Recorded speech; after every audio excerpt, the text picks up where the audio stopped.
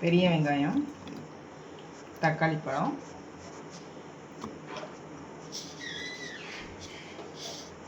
கொஞ்சோண்டு ஜீரகம் மிக்ஸியில் அரைச்சிக்கணும். கடாய் வச்சுட்டு அதில் கொஞ்சமாக ஆயில்,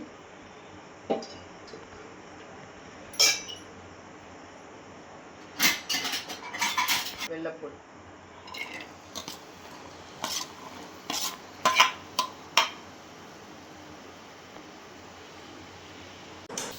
வதக்கி வச்சுருக்கோம்ல, அதை வதக்கினதுல நம்ம அரைச்சி வச்ச தக்காளி, வெங்காயம், சின்ன சீரகம் எல்லாத்தையும் போட்டு மிக்ஸ் பண்ணிடணும். மிக்ஸ் பண்ணி பச்சை வாசம் போகிற வரணும் வதக்கணும்.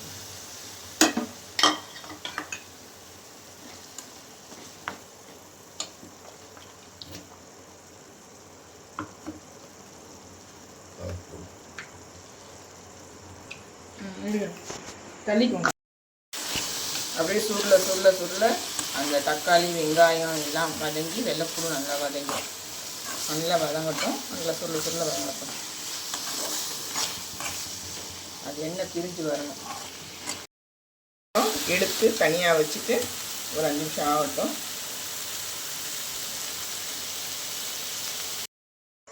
தோசைக்கல் நல்லா சூடானதுக்கப்புறம் தோசை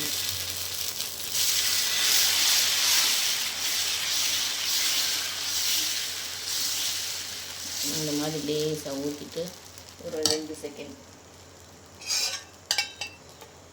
நான் ஊற்றுறது நல்லெண்ணெய், அதனால் தாராளமாக ஊற்றிக்கலாம்.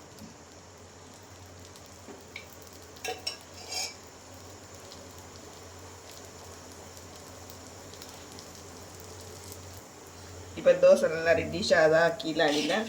இப்போ என்ன பண்ணணும், இந்த வெள்ளைப்பூடு இந்த கிரேவி பண்ணி வச்சுருக்கோம்ல, அந்த கிரேவி உள்ளே வச்சு இந்த மாதிரி பண்ணணும். ஒரு தோசை சாப்பிட்டாலும் வயிறு நிறைஞ்சிடும்.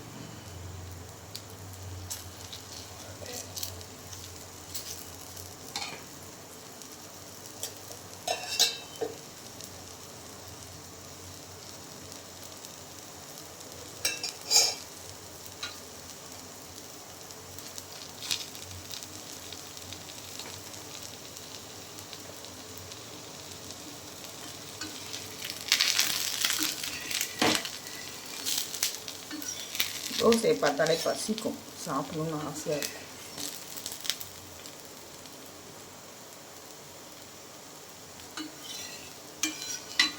மூடி போட்டு கூட வேக வைக்கலாம் கொஞ்சம் நேரம். அப்படியே இந்த தோசையை மடித்து திருப்பி போட்டு 2 மினிட்ஸ். இதுக்கு சைட் டிஷ் வந்து தேங்காய் சட்னி சூப்பராக இருக்கும். சாப்பிட்டு பாருங்கள்.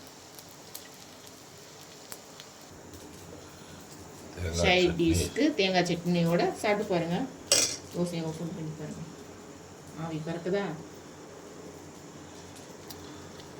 சாப்பிட்டு பார்த்துட்டு எப்படின்னு சொல்லுங்கள்.